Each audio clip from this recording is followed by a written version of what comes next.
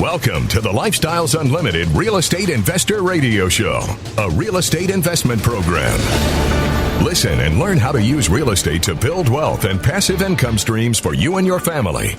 We bring you experts every day to discuss and answer your questions on everything from single-family homes all the way up to 600-plus unit apartment complexes.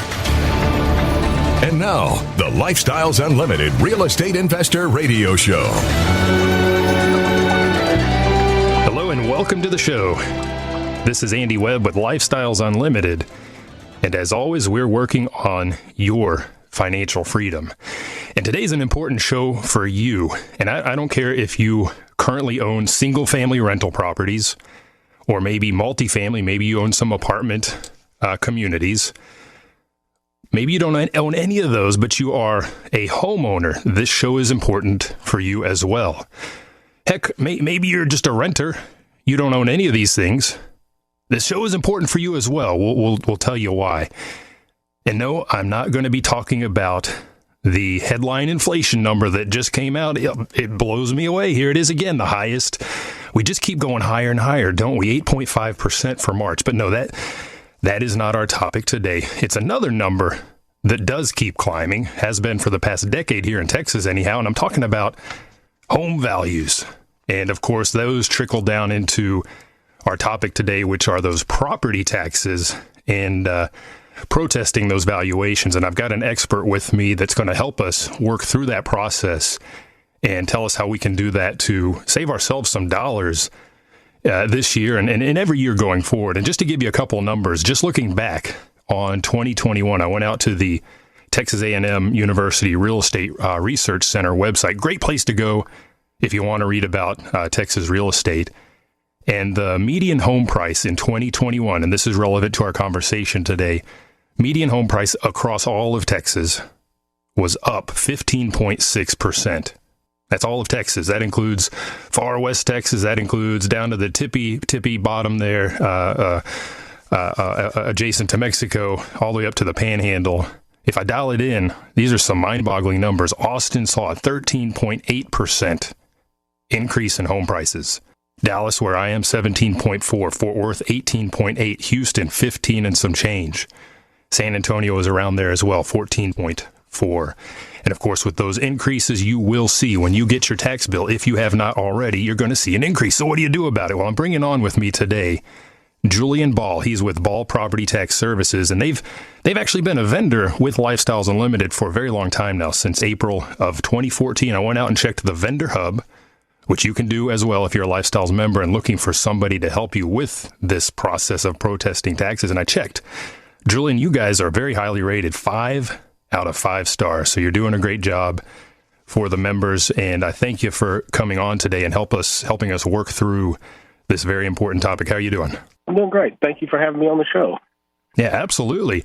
And just to set the stage for us before we get into the whole county appraisal district and those numbers they're putting out there. I know you've got some numbers for us for your area. Why don't you tell us where you're at and just tell us a little bit about what you do? Okay, I'm in the San Antonio area, Central Texas, and we file protests for taxpayers trying to reduce their property taxes. As you said, we had some numbers come out this year. It looks like we're going to have huge increases. Bexar County is looking at 28% increases on residential.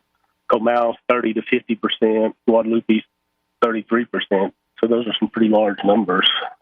Wow. So thinking about Comal, I can do the math in my head here. If I had a property valued at $100,000 last year and they went up 50%, that means I'm now valuing at $150,000. That's clearly going to really push up my tax burden as well. So correct. You go out and you fight with them on my behalf, essentially.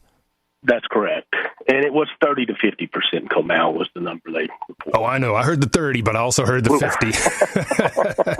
Well, it's interesting because I've been routinely checking the websites.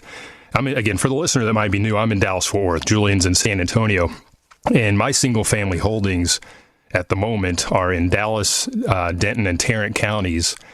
And I've been checking those routinely because I want to know what the hit's going to be. None of them have published their valuations yet. So that leads me to my first question, actually. I guess I thought April 1st was the deadline. When do those notices normally go out? When do they have to tell me?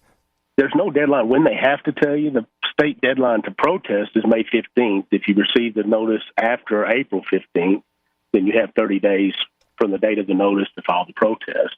But this year the deadline is May 16th, actually, because 15th falls on a Sunday. So May 16th is the state deadline to file the protest.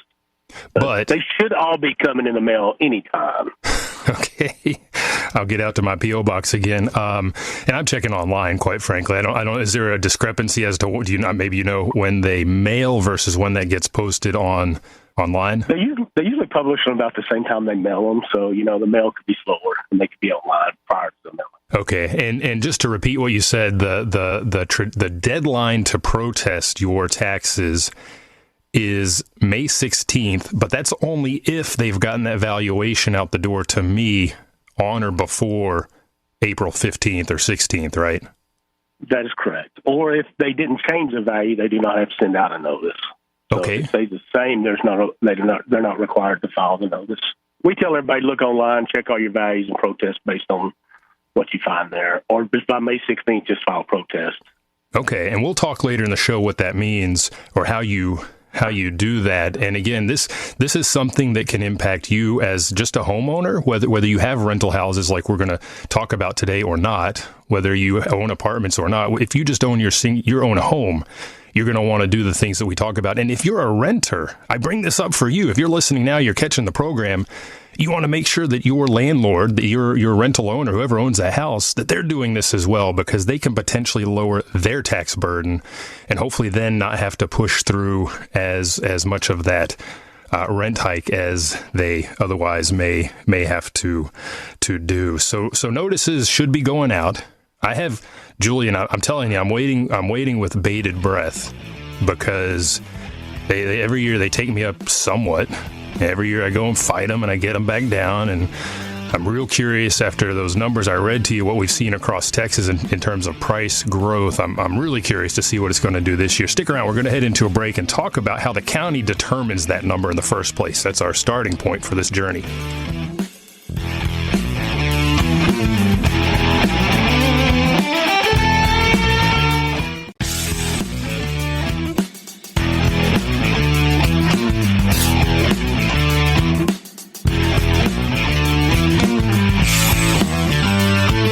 Welcome back to the Lifestyles Unlimited Real Estate Investor Radio Show. Now, let's get back to your map to financial freedom. Welcome back to the show. I'm your host, Andy Webb. You're listening to the Lifestyles Unlimited Real Estate Investor Radio Show. If you have any questions for me, you can send me an email to askandy@luinc.com. Again, askandy@luinc.com. And I'm joined today by Julian Ball. He is with Ball Property Tax Services out of San Antonio. And what he and his company do is they go out on your behalf and they protest we commonly call it, they protest your taxes, right? Your property taxes. What they're doing is protesting the value, the appraised value that the county has assigned to your house, your apartment complex, whatever it is, and they try to get that value lowered. And of course, that value ultimately is what then drives the property taxes that you are due to pay in October or towards the end of the year. But Julian, my question, I guess, is when I get that letter in the mail or I look online at what the appraisal district has posted for my new value for the year, how are they getting to that number? Help me understand that part. They're basically going out and looking at all the comparable sales that have taken place in the neighborhood that your property's in and applying a overall percentage of what the values went up and doing a mass adjustment to the neighborhood. And so it's based off the comparable sales. I mean, what has sold in your neighborhood. So are they, now when as an investor, when I'm looking to buy a house, I look at the house, I look at the footprint in terms of, 3-bed, 2-bath, and the square footage, 1-story, 2-story, pool, no pool. It sounds to me, based on what you just said, they're applying an algorithm, an equation. They're not really diving into the footprint of my house to determine the value, are they? They are. They're using your characteristics of your property to come up with that, making adjustments for pools, one with or without pools. and looking at the number of rooms in the house, all that's got in their calculations to come up with the market value. I mean, they're going to look at similar properties to yours when you get down to the protest level. You know, they're going to look at 5 or 6 sales and say, these are what's really similar to you, and that's how it will be done. Okay, but at the start, it's more of a mass approach. Again, an algorithm of sorts that they're running across, you know, just in the background. Big data is the word of the day these days out in corporate America. And from what I've understood, and they're applying that to my footprint then. Bedroom count is worth this much, square footage, etc. But then when I go to protest, I'm going to be dialing in a little bit closer to those similar properties. And what time frame are they looking at for this valuation? They're going to be looking at sales during the 2021 year. They may go up as far as March 1st. Some of them do look at March 1, 2022 at the sales. And given that the increases that we've had this year, they may just be looking at the last half of the year or last quarter of the year sale. Yeah, the rate of appreciation changes throughout the year, right? We saw that in 2020 when everything stopped in February, March with the onset of COVID, and then really took off at the end of the year. And so they may not use the full year 2021, and in fact, they may use part of 2022, which is unfortunate because guess what? that value just keeps going up. Okay, so key dates though for me to consider are probably the full year of 2021. And you said that if I see my value, I'm a homeowner, and I see they've taken my value up, and I'm not happy with that, and I want to protest that, I need to file my protest by May 16th, generally speaking. How do I do that? What does that process look like? You know, on their website, most counties have an electronic where they can do electronic filing of the protest. Or you can just go on there and download the form under forms, a protest form, and fill that form out and mail it in. And if I'm hiring you or some other company to do that on my behalf, what do I, as the owner of that property, have to do? Typically, we will require that you will just send us your property listing, and we will send you back. You know, we prepare appointment of agent forms, which we have to file with the appraisal district that says you authorized us to represent you. And we take care of all the filing, all the paperwork, the hearings, the informal level, the ARB level, and then give you the results at the end of the season. Okay. And so I'm essentially hiring you as my agent. And in fact, I do the protest on my wife's behalf. So when we've bought our rental properties, I'll buy a few in my name and she'll buy a few in her name. And when I go down to protest my properties, no problem. I'm Andy Webb. I show them my license. They know who I am. If I want to protest hers, I have to actually fill out a form that allows her to make me, as her husband, her agent as well. So you're essentially doing the same thing. Now, you said, okay, informal, and then I heard ARB in there. So that kind of hints a little bit at the process, because at May 16th, what I'm doing is just simply filing that I want to protest. I may not be going in front of the ARB already, which is the Appraisal Review Board. Before I get to that Appraisal Review Board, again, ARB, what am I doing first? Well, you have to get the paperwork filed, the protest filed. And then after you file the protest, then that's when I'm doing research, looking at what sales activity took place in my neighborhood, comparing those sales to my house to see what the value I think it would sell for based on the comparable sales. You know, just doing all that research ahead of time before you go to an informal hearing or an informal phone hearing. What is an informal hearing? What is that? That's you talking to an appraiser at the appraisal district, one-on-one type thing. And so you're just having discussions with him about the valuation of your property, very informal. You're not going before the board yet. And if you come to an agreement there, you sign an agreement with him, a settlement and waiver of protest, and you're finished. There's nothing further for you to do. Okay, so it's just me walking off the street. You know, I've got my wife. She's signed that form that makes me her agent for Tarrant County, let's say. I drive down to the Tarrant County Appraisal District over there on Hanley-Etterville Road in Fort Worth. I know the place by heart. I've been there too many times, but I just walk in off the street. I pull a number, and I get in line. It's pretty much the same way everywhere. That's the informal process. And eventually, John, I know these guys' names by now, and John calls me up and I ask him about his favorite beer, and we talk a little bit, and then, I start to slowly ease the hammer out of my pocket and start working on the guy with my comps and my repair budgets and my pictures. And we'll talk about that later in the show. That's the informal part. And I don't know if you have an idea. Just personally, from my own track record, I'd say about 75% of my protests that I do, I'm settling already at this informal stage. So for somebody who's doing this professionally, do you guys have a similar record, or what does that look like for you guys?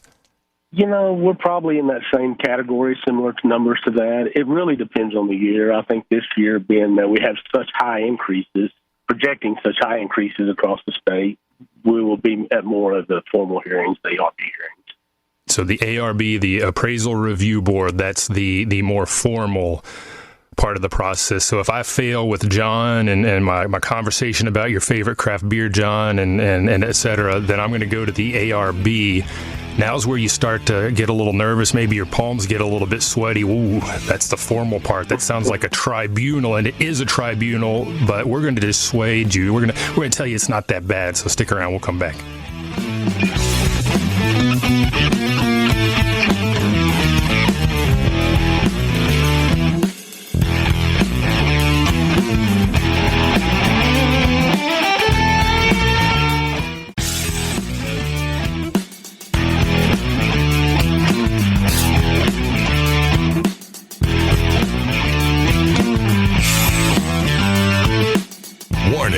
Listening to the Lifestyles Unlimited Real Estate Investor Radio Show will change your life. We will teach you how to create wealth and passive income so you can be financially free. And now, back to your host. Welcome back to the show. I'm your host, Andy Webb, and we are talking property tax protests today because it is that time of year. Spring storms are a brewing, where we were hearing about the hailstorms that are coming, the stuff that's coming out of the west, headed to the northeast, hunkering down, all that fun stuff. And along with that spring storm season comes our appraisal district valuations, are commonly known as our property tax values. And you got to fight that stuff. You absolutely have to fight. You can't fight the weather, but you can fight those property tax valuations. And I've got a gentleman with me today that can help you do that. And that's Julian Ball with Ball Property Tax Services. Julian, you said earlier in the show, you are down in San Antonio, right?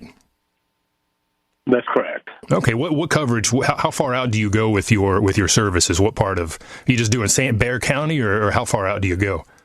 No, we go from Travis County, Austin, Williamson County, all the way down south of San Antonio. Okay, that's a pretty good footprint. And we were talking over the break, you're not just doing houses, you also do apartments, right? Yes, we do apartments as well. Okay, which is great for my Lifestyles Unlimited listeners, because what are we doing? We're buying houses and we're buying apartments, and we want to fight the tax valuation in both cases. And to do that, we talked already a little bit about the informal process. And for the listener, it really is. It is informal. There's not a lot to it. There may be a little bit of waiting in a big room. And to be honest with you, Julian, I don't know what it's going to look like this year. The past 2 years in Dallas County, I haven't even been able to go down to the offices. I had to do everything virtually. I know Tarrant County's relaxed. Denton County has relaxed. Van Zandt County has relaxed. What are things looking like down in your area as far as that part of the process? Are you able to meet and greet with these people nowadays? The informal level, it sounds like they're going to try to keep that as much as they can on the phone or video. And the formal level, you can still go to the board hearings.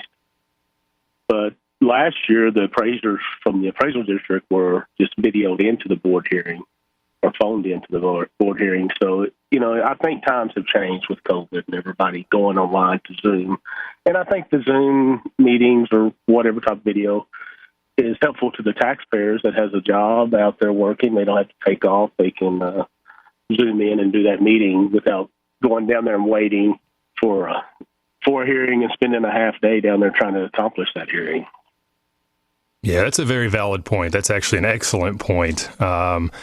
one of the side effects for us as Lifestyles Unlimited members is we're able to do all of the education online. I've always valued that aspect because it allows me to travel and do all kinds of things. But yeah, that's a great point for those that maybe haven't done this in the past because they just haven't had time. Do it now. Absolutely do it now. We talked about informal, and we were just kind of talking around the ARB, which is the Appraisal Review Board. And I know a lot of people get nervous at that level. What is the ARB? Who is on the ARB, and should I be scared of them?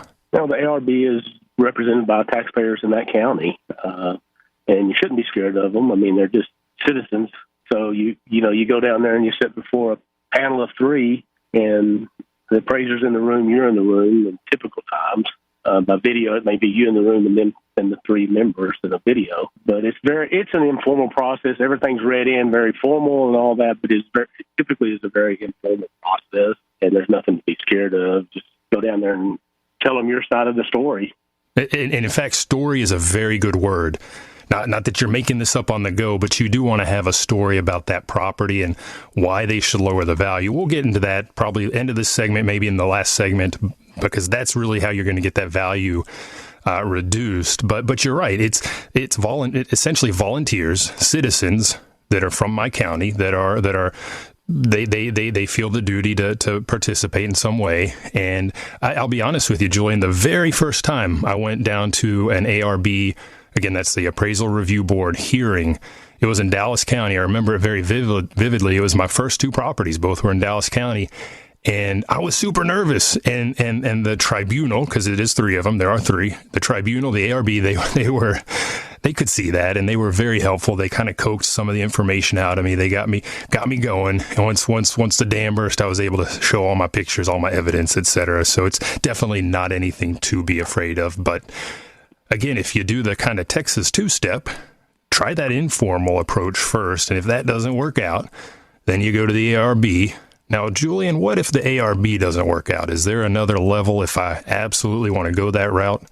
Yeah, there's two levels or three levels, really. You can file to the arbitration, binding arbitration, or you can file litigation on that. Then there's a state hearing that I don't hear many people taking advantage of that. Usually on residential arbitration, you're going to proceed with. Okay, and if we choose to go that route, if you're representing me, you're my agent, I've signed that paperwork, are you the one that then is going down that route on my behalf in front of the arbitrator or litigator or whatever? We typically do the arbitration for the clients if we go that route. If we think it needs to be arbitrated, we get involved and help write the reports to present to the arbitrator. Okay. And actually have the hearing with the arbitrator. So just to summarize here, the general process, if you haven't gotten your notice of appraised value already, maybe they didn't change the values, good for you. You can still protest it. Go look online. If you haven't gotten them and they're not published online, those should be coming soon. I keep looking. And once you get those, you can go down and do it online, do the informal hearing with the appraiser. It's very straightforward. You do need to take your evidence, have that story. If you don't like the outcome there, you go to the ARB. You get two shots at this, and potentially you can go farther. You can, of course, hire somebody like Julian with Ball Property Tax Services. There are a lot of them out there in my area here in Dallas-Fort Worth, for example, as well. If you're a member at Lifestyles Unlimited, be sure to go to the vendor hub because you can find these guys there as well and see how they've been rated and whatnot. But that's the general process. Now, I am curious, Julian, as you are seeing the notices come out already in your area in Bexar County, you said Comal County, a couple of others. Are we seeing bigger hits, bigger differences in the way they're taking those values up for owner occupants versus rental owners? No, I think it's pretty much standard across the board. I think they're just looking at the neighborhood. And when I go down there, I'm not thinking about my personal residence. I'm thinking about my rental houses, and I've got great residents in there, and I try to treat them right. I try not to be too aggressive necessarily on the rent, but boy, if the values go up the way you mentioned 50% on the top end in Comal County, if that happens, well, what do I got to do? I got to take the rent up. Does that appraiser care?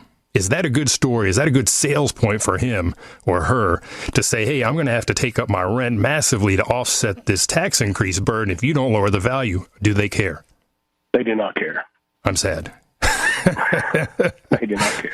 So landlords, don't go in all emotional and talking about, I've got some elderly residents in a few of my properties, fixed income. It doesn't matter.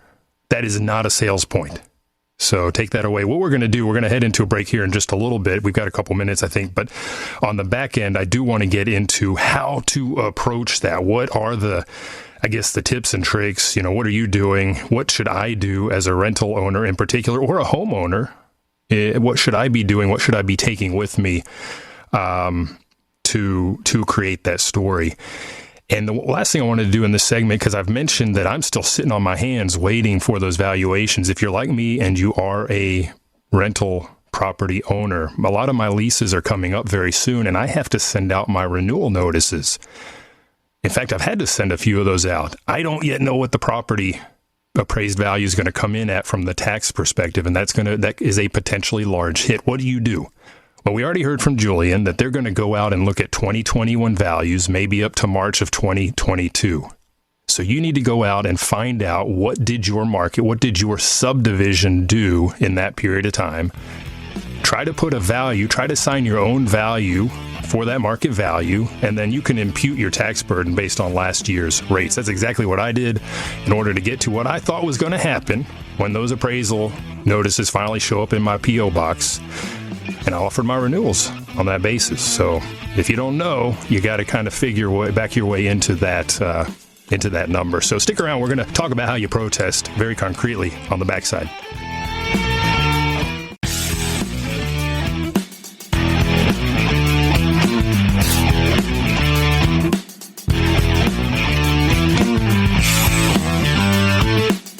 Welcome back to the Lifestyles Unlimited Real Estate Investor Radio Show. It's time to turn up the volume and fine-tune your passive income plan so you can create the lifestyle you've always wanted. Welcome back to the show. I'm your host, Andy Webb. I am joined today by Julian Ball. He's one of our vendors out of the San Antonio area, and he's been with Lifestyles Unlimited on our vendor hub, on our vendor portal as a participant of the program since April of 2014, a very long time, 5 out of 5 stars, and his company is called Ball Property Tax Services, and all the things we've talked about and all the things we're about to talk about, he can do on your behalf as your agent, again, down in the San Antonio area. Julian, if people want to get a hold of you, how do they reach you? Phone 210-546-0300, or at an email is jball@ballpts.com. Jball, that's 2 L's, right? Jball. Yes, sir. Okay, very good. If you have any questions for me, by the way, send me an email to askandy@luinc.com. Again, Julian, they're still sitting on my value. I don't know what's going to happen, but I know no matter what comes my way, for every single house I have, single family property, I'm going to get out there and I'm going to protest in each and every county where we have that footprint. I'm very curious to see what's going to happen here. So, bated breath, I am waiting. Now, when I see that notice, I know there are 2 values there. There's a market value and there's an assessed value. Which one are they raising based on the 2021 sales numbers or comps that they're looking at? They're raising the market value of the property. And the assessed value may run in tandem with that, meaning they may take my market value up to 200 and my assessed value may be 200 as well. Now, I, as an owner of rental houses where I am not an owner occupant, I'm at a disadvantage because they can actually take that value up by 10, 20, 30, 40. I've seen 80, 100%. They can really increase both market and assessed value. Now, if you are a homeowner and listening to this, the good news for you is that although they can take up the market value to those market rates, like Julian just said, they're limited on the assessed value. Is that right? That is correct. The assessed value can only increase 10% if it's your homestead property and you have filed for your homestead exemption each year. Okay. So that can go up 10% until it catches market value.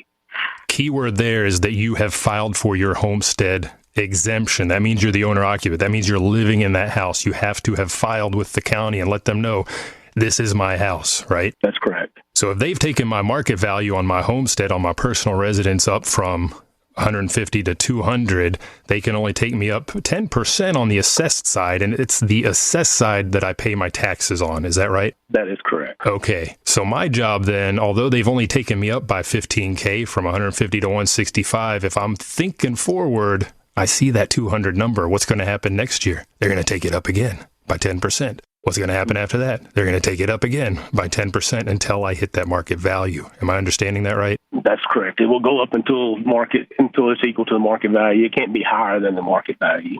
And that's exactly why you as a homeowner and as a rental owner should always be protesting these values down. And the devil's in the details, Julian. How do we do that? What's the way to build my story? Well, I think, like they always say, pictures are worth a lot. I mean, if you got issues with the house, take pictures to the hearing with you, showing that. And also, if you need work done on that house, then get estimates and take the estimates down there to complete that work. That helps a lot on the residential side. Then, of course, you want to go look at the comparable sales and make sure what's going on and make sure they're looking at your house to what you consider comparable in that neighborhood. Similar properties, whether that be size, pool or no pool, or issues like that, the physical characteristics. And then also you want to go in and look at the equity side, which is how are they valuing your neighbors that are similar size properties or comparable properties to you? Are they valuing them at the same rate they're valuing yourself? So we're looking at essentially two sets of comps. We're looking at the actual sold comps, which drives that market value in my mind. If I'm going to sell my house, that's how I figure out what the market value is. So we're looking at those sold comps, but we're also looking at the comparable values on the appraisal district website. Am I valued the same way as that house across the street that has the exact same footprint as mine, right? Correct. Okay. Does that tell me then maybe it's a little bit better for me to go in later in the process to give my cohort, my neighbors, time to go and lower their values? Does that help me? Yes, it does. I mean, if they get some of theirs lowered, it helps. If they don't get them lowered, it doesn't help you.